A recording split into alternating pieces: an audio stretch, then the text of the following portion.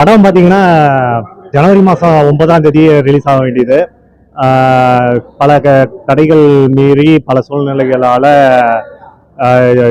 இந்த ரிலீஸ் ஆகிருக்குது.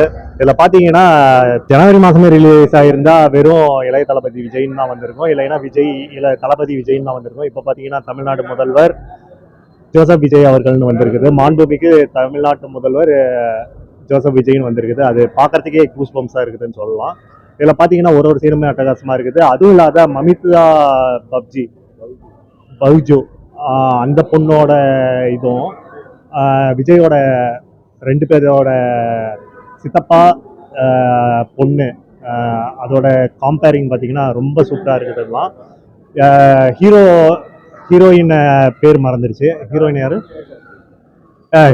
பூஜா ஹெட்டேஜ் ஒரு 2-3 சீனுக்கு தான் வராங்க. பூஜா ஹெட்டேஜ் இதுக்கு இந்த படத்துக்கு தேவையில்லைன்ட்டு நான் நினைக்கிறேன். பூஜா ஹெட்டேஜ் பார்த்தீங்கன்னா 2-3 சீனுக்கு தான் வராங்க. அதுவும் இல்லாத ஒரு சீனுமே கடைசி படம்ன்றதுனால அனுபவிச்சு நடிச்சிருக்கிறாரு அப்படின்றாங்க. மக்கள் ஆடியன்ஸுகிட்டையும் பார்த்தோம், இதுக்காக வந்த படம் இல்லை, கடைசி படம்ன்றதுனால வந்த படம் இல்லை, முதல்வர் அப்படின்ற கேரக்டருக்காக வந்த படம் அப்படின்னு சொல்றாங்க. பிரகாஷ்ராஜ்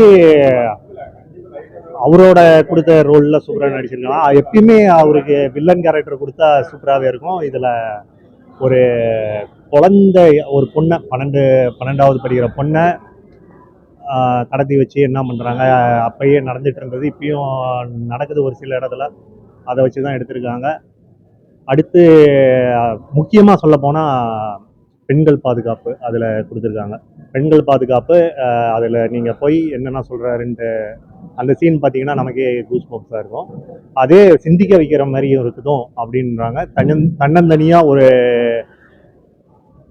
பொண்ணை வந்து அது தெரிஞ்சவங்களாகட்டும் சொந்தக்காரங்களாகட்டும் யாருக்கூடையுமே இப்போ இந்த காலத்தில் பொண்ணுங்களை வந்து தனியாக விடாதீங்க அப்படின்றத எடுத்துக்காட்டியிருக்கா அப்படி இந்த படத்தில்.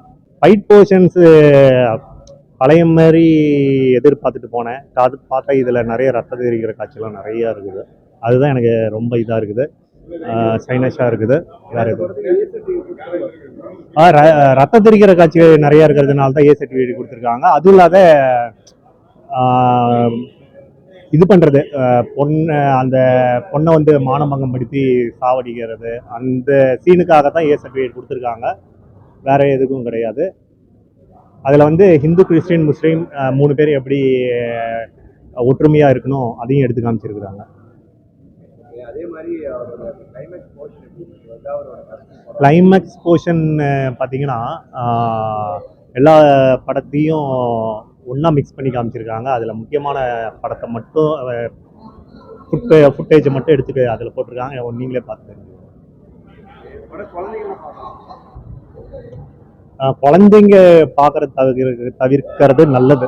ஏன்னா நிறைய ரத்த தெரிகிற காட்சி இருக்கிறதுனால குழந்தைகள் அவ்வளோ பார்க்க தேவையில்ல. ஒரு 15 இயர்ஸ்க்கு மேலே பார்த்தா பரவாயில்ல. ரேட்டிங் வந்து 10க்கு 8 கொடுப்பேன். எதனாலன்னா ரத்தம் தெரிகிற காட்சி நிறையா இருக்கிறதுனால நான் 2 மார்க்ஸ் குறைச்சிருக்கேன், அவ்வளோதான். அனிருத் சொல்லவங்களா வேணும், அவரே சும்மாவே தெரிய விடுவாரு, இதில் தெரிய விட்டுருக்காரு. வேற அதே மாதிரி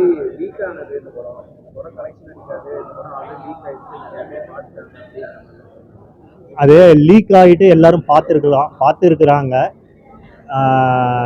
100க்கு 50% மக்களே ஏன் 90% பார்த்துட்டாங்க. இருந்தாலும் அந்த டைட்டில் கார்டுக்கோசரம் இப்போ ஹவுஸ்ஃபுல் ஆகுது எல்லா இடத்துலையும்.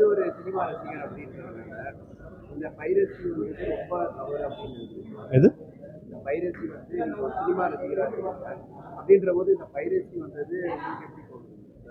அது வேணாம், நோ கமெண்ட்ஸ். அது லீக் ஆனதுன்னா அது வந்து என்னோட அசப்ஷன்ல பார்த்தீங்கன்னா வெளியில விட்டு இருந்திருக்கலாம்.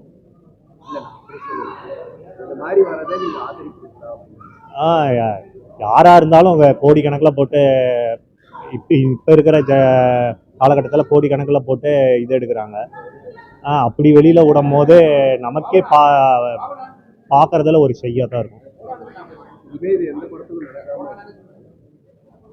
நடக்காமல் இருக்குன்னு சொல்ல முடியாது, நடந்துக்கிட்டு தான் இருக்குது பல இதில். ஆனால் பார்த்தீங்கன்னா தமிழ் ஃபிலிம்ஸில் மட்டும்தான் இப்படி நடக்குதோ இல்லைய, மற்ற கன்னடா ஃபிலிம்ஸு மலையாள ஃபிலிம்ஸ் எல்லாம் எதுலேயுமே இந்த லீக் அவுட்லாம் ஆனதே இல்லை இது வரைக்கும்.